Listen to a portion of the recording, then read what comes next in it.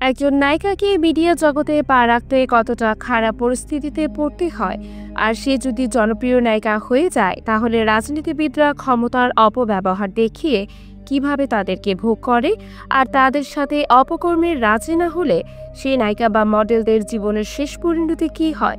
তারা কি মিডিয়া জগতে টিকে থাকতে পারে, নাকি প্রভাবশালীদের চাহিদা মেটাতে গিয়ে তারা পড়ে যায় ভয়ঙ্কর বিপদে। ঠিক এমনই এক কাহিনী নিয়ে নির্মিত আজকের মুভিটি একটি সত্য ঘটনা অবলম্বনে, যা একটি বাস্তবতাকেও হার মানাবে। তাই অবশ্যই শেষ পর্যন্ত দেখবেন, আর চ্যানেলে নতুন হয়ে থাকলে সাবস্ক্রাইব করে রাখবেন। তো চলুন মূল গল্পে চলে যাই। মুভি শুরু হয় একটা মার্ডার দেখিয়ে। একটা লাশকে গাড়িতে করে নিয়ে কয়েকজন নদীতে ফেলে দেয়। তারপর আমরা শাকিলকে দেখি, সে একজন পুলিশ অফিসার। তার কাছে একটা ফোন আছে, আর সে জানতে পারে নদীর ধার থেকে একটা লাশ পাওয়া গেছে। সে তখনই সেই লোকেশনে এসে পৌঁছায়, আর গিয়ে দেখে একটা মেয়ের লাশ ব্রিজের নিচের পাইপে আটকে আছে।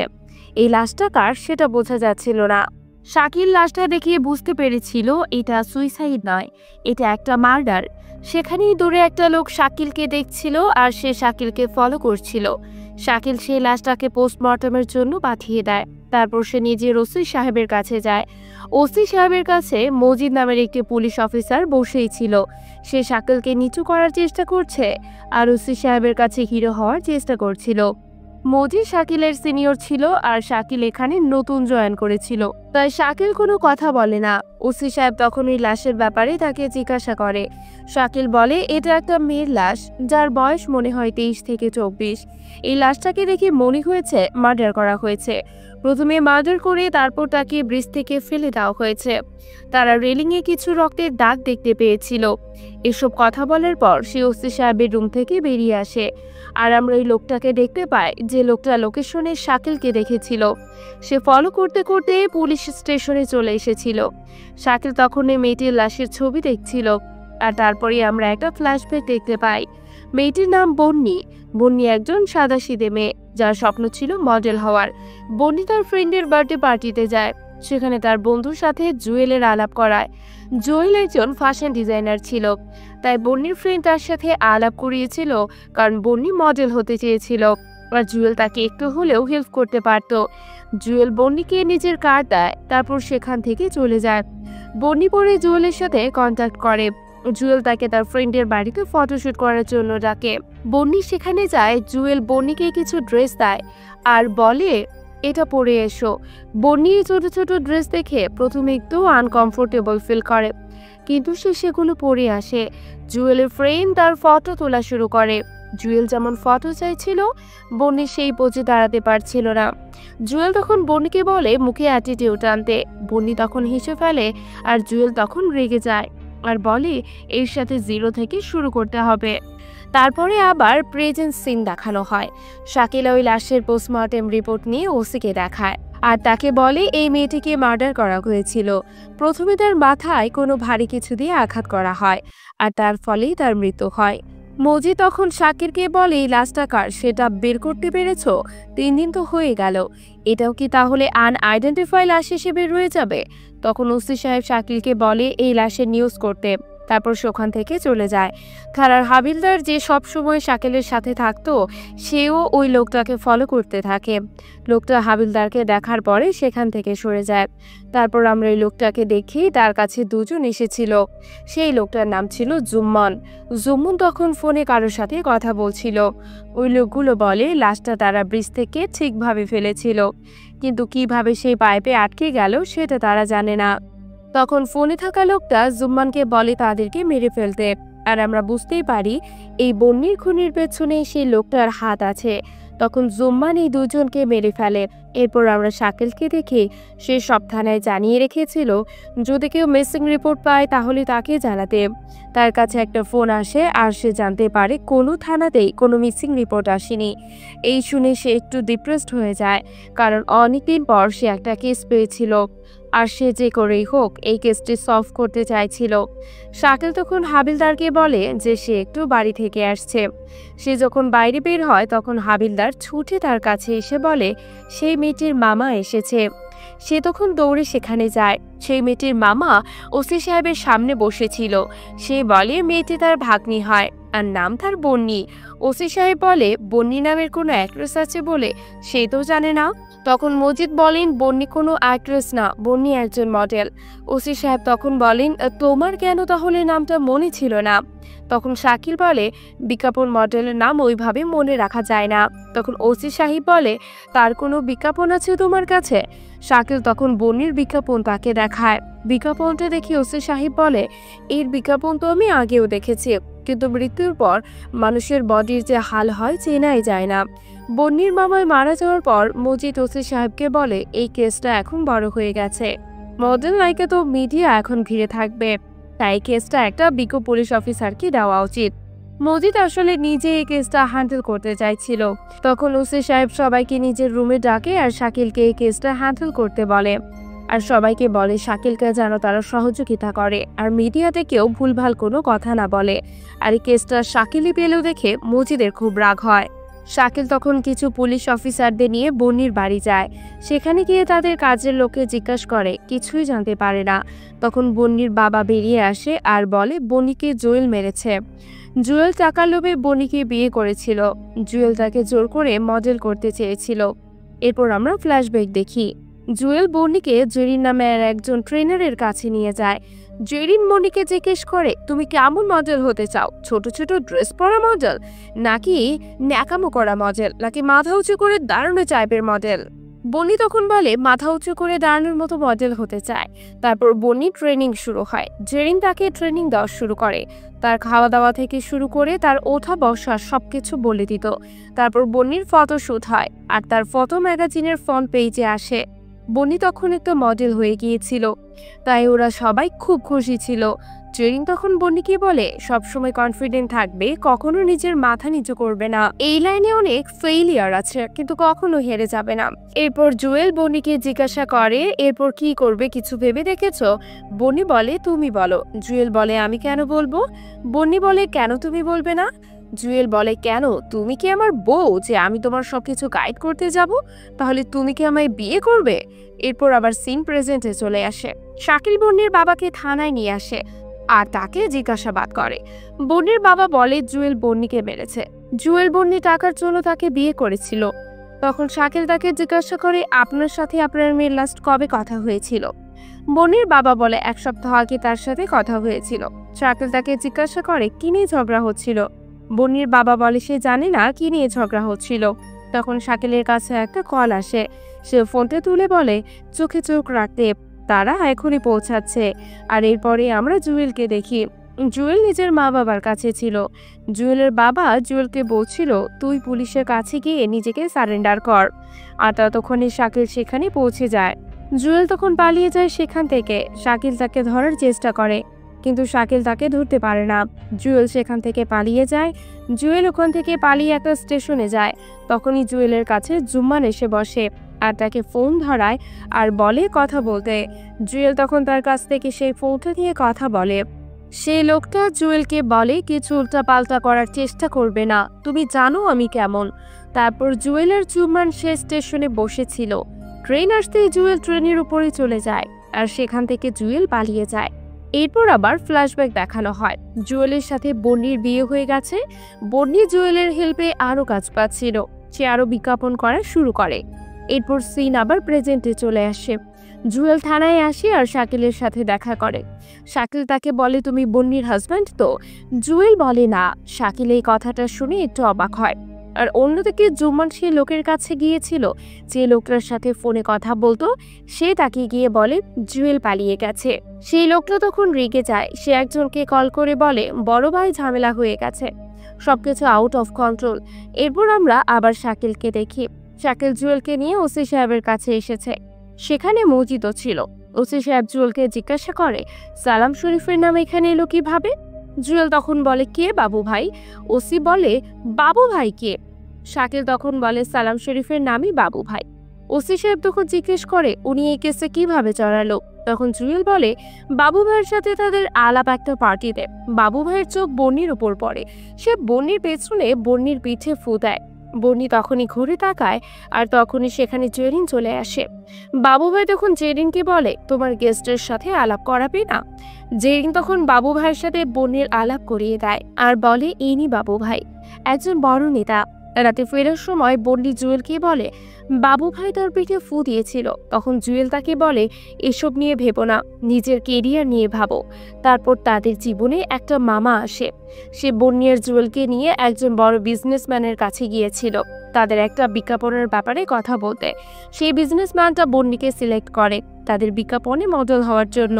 তারপর তারা রাতে ফিরে আসে।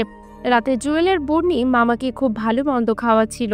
তারপর মামা যাওয়ার সময় সে বন্নিকে বলে, কাল তুমি ওনার সাথে শপিং এ যাবে। বন্নি তখন তাকে জিজ্ঞাসা করে যে জুয়েলও কি যাবে? মামা তাকে বলে, না, তুমি একাই যাবে।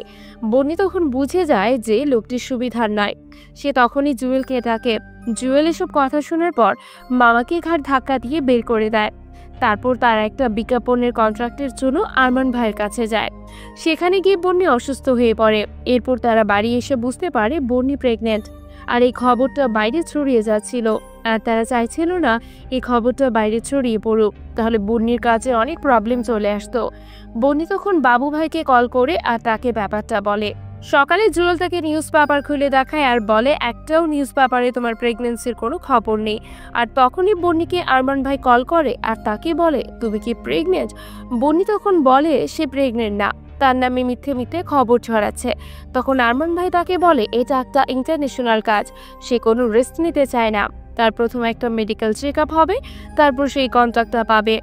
বন্নি এই শুনে খুব রেগে যায় আর জুয়েলকে উল্টো পাল্টা বলা শুরু করে দেয়। আর তার 1 মাস পর তাদের বাচ্চাটাও মিসক্যারেজ হয়ে যায়। তারপর ওসি সাহেব শাকিলের মুজিবকে বলে, আপাতত সালাম শরীফের নামটা যেন বাইরে না ছড়ায়, এই ব্যাপারটা যেন তাদের মধ্যেই থাকে। এরপর আমরা জুম্মানকে দেখি জেরিনকে মারতে আসছে। জেরিন তখন একটা ঘরে ঢুকে যায় আর জোরে জোরে বাঁশি বাজানো শুরু করে দেয়, যাতে সেই আওয়াজে কেউ তাকে হেল্প করতে আসে। এরপর আমরা আবার ফ্ল্যাশব্যাক দেখি। বন্নিকে সেই মামা কল করেছে আর তাকে দেখা করতে ডাকছে। সে তাকে বলে, একটা বিজনেসম্যান আছে আপনার সাথে দেখা করতে চায়। এই বিজনেসম্যানের কোনো ডিমান্ড নেই আর আপনি এনাকে চেনেন, এনার নাম সালমান শরীফ। তখন বন্নি তাকে বলে, আজ তার শরীফ ভালো নেই। তখন মামার হাত থেকে সালাম শরীফ অর্থাৎ বাবু ভাই ফোনটা কেড়ে নেয় আর বন্নিকে বলে, যদি তুমি না আসো তোমাকে তুলে নিয়ে আসবো আর জুয়েলকে মেরে পুঁতে দেব।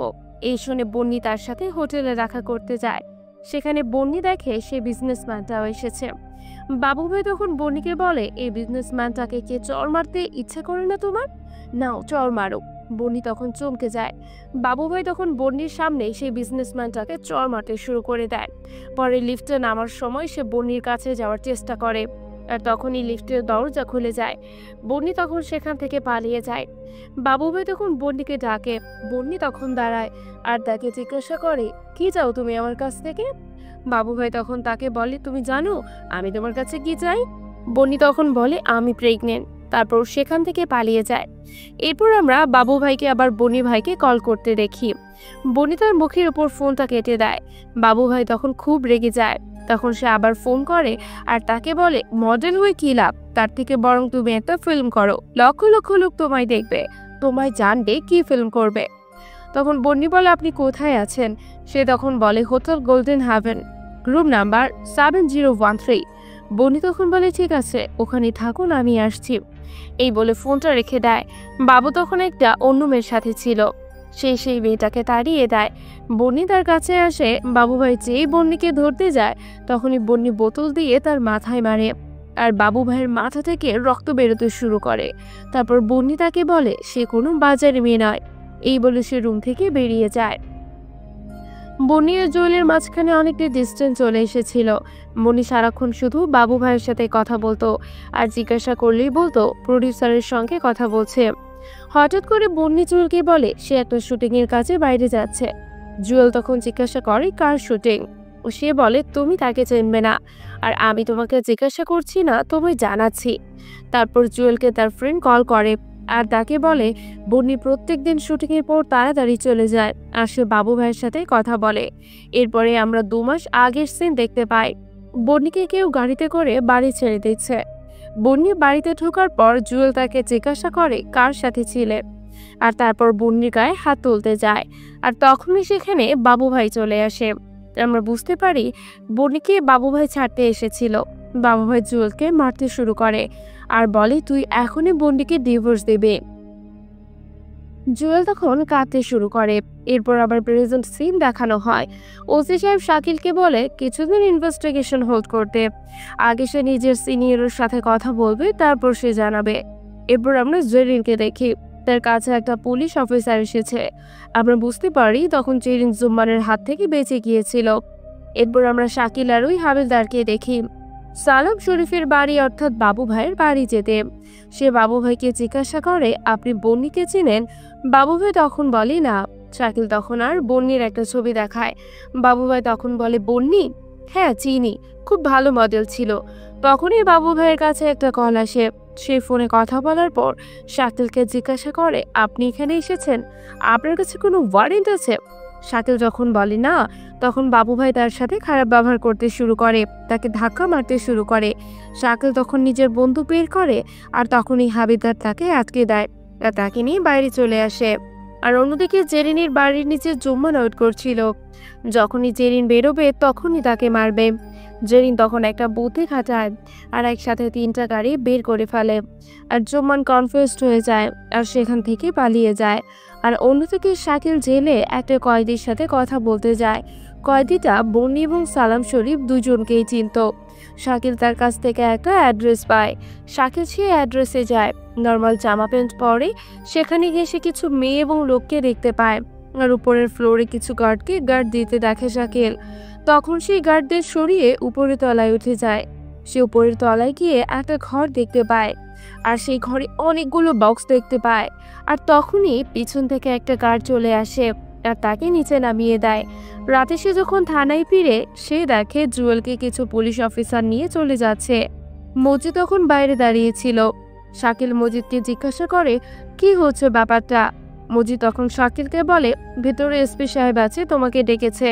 শাকিল তখন এসপি সাহেবের কাছে যায়, সেখানে ওসি সাহেবও ছিল। এসপি সাহেব তখন শাকিলকে বকাঝকা করে। সে বলে তুমি কার পারমিশন নিয়ে জেলে ওই কয়েদির সাথে কথা বলতে গেছো এবং সালমান শরীফের বাড়ি গেছো, এবং শাকিলকে বলে তুমি তোমার ব্যাচ এবং বন্দুক রেখে চলে যাও। শাকিল তখন বলে সে একটা অ্যাড্রেস পেয়েছিল। তখন ওসি সাহেব এসপি সাহেবকে বলে ও কি বলছে শোনেননি? তখন শাকিল বলে সে একটা বাগান বাড়ির অ্যাড্রেস পেয়েছিল। সেই বাগান বাড়িটা সালাম শরীফের। সেখানে গিয়ে সে ইনলিগাল অ্যাক্টিভিটি দেখতে পেয়েছে। সেখানে প্রস্টিটিউশন, আর্মস ডিলিং, ড্রাগস সব কিছু চলছে। এসপি সাহেব তখন তাকে বলে আমরা দেখে নিব, এই কেসটা সিআইডি হ্যান্ডেল করবে, তুমি চলে যাও। শাকিল তখন নিজের ব্যাচ এবং বন্দুক রেখে বেরিয়ে যায়। এরপর সে নিউজে দেখে কিছু পুলিশ অফিসার সেই বাগান বাড়িতে তল্লাশি চালিয়েছিল। সেই বাগান বাড়ির মালিক ছিল আজম। এখান থেকে তারা তেমন কিছু পায়নি। এইসব শুনে শাকিল খুব রেগে যায়। সে বুঝতে পারে একটা গন্ডগোল চলছে, এসব সালাম শরীফের কাজ। এরপর শাকিলকে একজন কল করে। আমরা বুঝতে পারি এই আর কেউ না, জেরিন। সে শাকিলকে বলে সে বন্নি মার্ডার কেসের একমাত্র সাক্ষী। তার সামনে বন্নিকে খুন করা হয়েছে। শাকিল জেরিনকে তার সাথে দেখা করতে বলে। জেরিন তার সাথে দেখা করে। শাকিল তখন আবার জেরিনকে জিজ্ঞেস করে আপনি কি বন্নিকে খুন হতে দেখেছেন? জেরিন বলে হ্যাঁ আমি দেখেছি। তখন শাকিল বলে আপনি তাহলে আমাদের রাজসাক্ষী, আপনাকে আমরা প্রোটেকশন দেব। তখন জেরিন বলে আমি কোনো সাক্ষী দিতে পারবো না, তারা অনেক পাওয়ারফুল মানুষ, তারা আমাকে মেরে ফেলবে। তখন শাকিল তাকে বলে তাহলে আপনি আমার কাছে কেন আসছেন? তখন জেরিন বলে আপনাকে সত্যিটা জানাতে এসেছিলাম, আপনি যদি না শুনতে চান আমি চলে যাচ্ছি। তখন শাকিল বলে না আমি শুনতে চাই, বলেন। জেরিন বলে বন্নি নিজের লাইফ নিয়ে অনেক ডিপ্রেশনে ছিল। সে কোনো ভালো ব্র্যান্ডের সাথে কাজ করতে পারছিল না। তারপর সে ঘর থেকে বেরিয়ে যায় আর বাবু ভাই তাকে গাড়িতে তুলে নেয়। আমরা বুঝতে পারছিলাম সে বাবু ভাইকে কল করে ডেকেছিল। তারপর সে তার সাথে মদ খেত। এই ব্যাপারটা আস্তে আস্তে রোজ হতে শুরু করে। আর তারপর একদিন সে বাবু ভাইয়ের সাথে ইন্টিমেট হয়ে পড়ে। আর বাবু ভাই তার সাথে বন্নির ইন্টিমেট হওয়ার মুহূর্তটা ভিডিও করে নেয়। বন্নি তার কাছ থেকে সে ভিডিওটা চায়, কিন্তু বাবু তাকে সে ভিডিওটা দেয় না। বন্নি ভেবেছিল বাবু তাকে বিয়ে করবে, কিন্তু বাবু ভাই তাকে কোনোদিনও বিয়ে করতো না। একদিন বাবু ভাই বলে আজম ভাই আসছে, রেডি হয়ে যাও। সে জিজ্ঞাসা করে কে? তখন বাবু ভাই বলে সে একজন বড় প্রডিউসার, তোমার মুভিতে চান্স দেবে। আজম আসতেই বাবু ভাই রুম থেকে বেরিয়ে যায়। আজম তার সাথে জোর জবরদস্তি করা শুরু করে। বনি তাকে ঠেলে দূরে সরিয়ে দেওয়ার চেষ্টা করে। তখন আজম তাকে তার সেই বাবু ভাইয়ের সাথে এটার ভিডিও দেখায় আর তাকে ব্ল্যাকমেল করা শুরু করে। আর বন্নি না চাইতেও তার সাথে ইন্টিমেট হতে হয়। আর আমরা বুঝতেই পারছিলাম বন্নি আস্তে আস্তে বাবু ভাইয়ের জালে ফেসে গিয়েছিল। তার ইন্টিমেট ভিডিওর হুমকি দিয়ে তাকে দিয়ে সব রকম কাজ করাতো। একদিন বন্নি ভেবেছিল বাবু ভাইকে গিয়ে বলবে সে এসব কাজ করবে না, কিন্তু তার ফ্ল্যাটে গিয়ে দেখে ওর মতো আরেকটি মেয়ে বাবু ভাইকে বলছে তার ভিডিওটা ফেরত দিতে। বাবু ভাই যখন বলে সে দেবে না, সে মেয়েটিকে তখন বাবু ভাই ভয় দেখায়। সে বলে সে সব কথা সবাইকে জানিয়ে দিবে। তখন বাবু ভাই তাকে ছাদ থেকে ফেলে দেয়। বন্নি এটা দেখে খুব ভয় পেয়ে গিয়েছিল। তারপর আমরা আবার বর্তমান সিনে চলে আসি। সালাম শরীফ সেখানে পৌঁছে যায়। শাকিল আর জারিন লুকিয়ে পড়ে। সে হাবিলদার সালাম শরীফ অর্থাৎ বাবু ভাইকে কনফিউজ করে আর নিজের পেছনে নিয়ে আসে, তাতে জেরিন আর শাকিল বেঁচে যায়। সালাম শরীফ তাকে ধরে ফেলে এবং তাকে মেরে ফেলে। আর এইসব হতে জেরিন আর শাকিল দূর থেকে লুকিয়ে দেখছিল। শাকিল ওখান থেকে নিচের বাড়ি যায় আর গিয়ে দেখে জুম্মান তার দলবল নিয়ে তার স্ত্রী এবং তার বাচ্চাকে নিয়ে বেরোচ্ছে। শাকিল তখন নিজের স্ত্রীকে বলে বাড়িতে ঢুকতে। সে যখন বাইরে বেরোয় জুম্মান তখন সালাম শরীফের সাথে তাকে কথা বলায়। সালাম শরীফ তাকে বলে জারিনকে দিয়ে যেতে, না তো তার সে বউ বাচ্চাকে মেরে ফেলবে। তারপরেও শাকিল ওসি সাহেবের বাড়ি যায় তার বউ বাচ্চাকে নিয়ে, আর ওসি সাহেবকে সে সব ঘটনা খুলে বলে। ওসি সাহেব তখন শাকিলের উপর রাগ করে, তোমাদের জন্য একজন নিরীহ কনস্টেবল মারা গেছে, তুমি কেন নিজের লাইফ রিস্কে ফেলেছ? শাকিল বলে আমি পুলিশের কাজ করি আর এটা আমার কর্তব্য। তারপর সে সেখান থেকে বেরিয়ে আসে আর আমরা জুম্মানকে দেখি তাকে ফলো করতে। সে জুম্মানকে ফাঁকে দিয়ে জারিনের কাছে যায়। শাকিল বুঝতে পারছিল না তাদের দুজনকে কিভাবে সালাম শরীফ খুঁজে পেল, কারণ তাদের তো ফোন সুইচ অফ করেছিল, তাদেরকে ট্র্যাক করা পসিবল না। তখন জেরিন শাকিলকে বলে কনস্টেবল মারা যাওয়ার সময় তোমার কানে কি বলেছিল? শাকিল বলে কল লিস্টের কথা বলেছিল। তখন জেরিন তাকে জিজ্ঞাসা করে কোন কল লিস্ট? তখন শাকিল বলে আমি বুঝতে পারছি না কোন কল লিস্ট। তখন তাকে একটা মোবাইল দেয়। শাকিল তাকে জিজ্ঞাসা করে এই মোবাইলটা তুমি কোথা থেকে পেলে? জারিন বলে তুমিই তো রেখে গিয়েছিলে। শাকিল তখন সেই মোবাইলের কল লিস্ট চেক করে আর সেই কল লিস্টে সে ওসি সাহেবের নাম দেখতে পায়। আর আমরা দেখতে পাই ওসি সাহেব সালাম শরীফের সাথে মিলেছিল। ওসি সাহেব তখন আবার সেই মোবাইলে কল করে। শাকিল তখন সেই মোবাইলটা ভেঙে দেয়। শাকিলের খুব রাগ হচ্ছিল। সে ওসি সাহেবকে খুব ভালোবাসতো, তাকে তার আইডিয়াল মানত। তারপর শাকিল ওসি সাহেবকে ফোন করে আর জিজ্ঞাসা করে তার বাচ্চা তাকে ডিস্টার্ব করছে না তো? ওসি সাহেব বলে যে না। তারপর ওসি সাহেব তাকে বলে জারিন কি তোমার সাথে আছে? শাকিল বলে হ্যাঁ।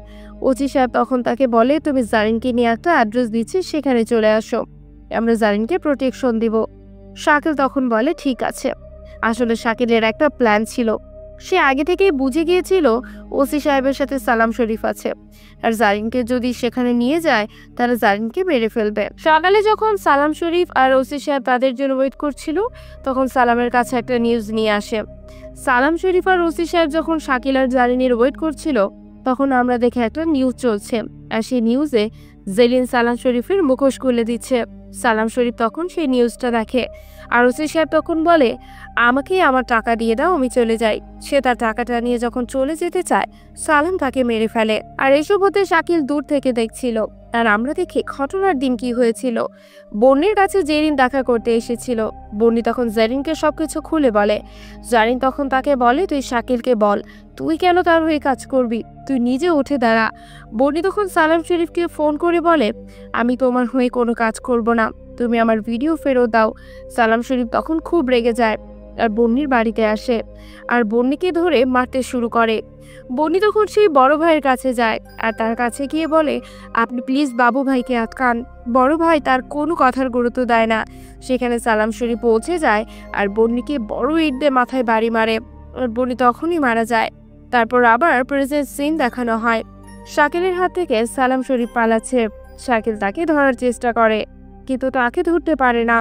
সালাম দেশ ছেড়ে দেয় আর বলতে থাকে দানবের বিনাশ নেই, আমার বিনাশ নেই। আর এখানেই মুভিটি শেষ হয়ে যায়। এক কথায় অসাধারণ একটি মুভি। আর গল্পটি ছিল বাংলাদেশি মডেল তিন্নি হত্যা মামলার সত্য ঘটনা অবলম্বনে। গল্পটি আপনাদের কাছে কেমন লাগলো তা কমেন্ট করে জানাবেন। আর এখন আমাদের চ্যানেলটিকে সাবস্ক্রাইব না করে থাকলে সাবস্ক্রাইব করে ফেলুন।